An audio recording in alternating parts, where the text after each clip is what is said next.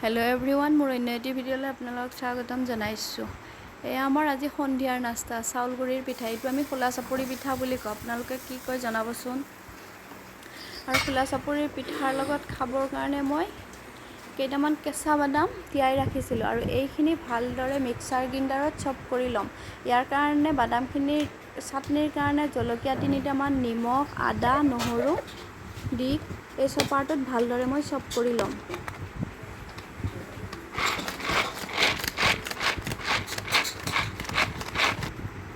এইখিনি এতিয়া আমাৰ চপ কৰা হৈ গ'ল। দেখিছেনে, বৰ ধুনীয়া হৈছে।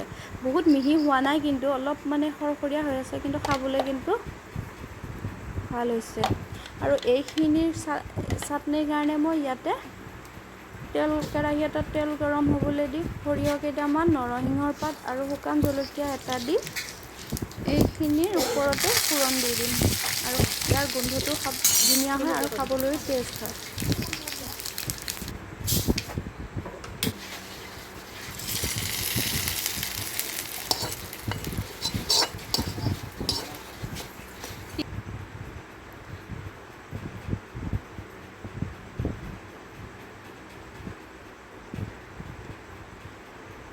এতিয়া আমাৰ বাদামৰ চাটনি ৰেডি হৈ গ'ল। এইফালে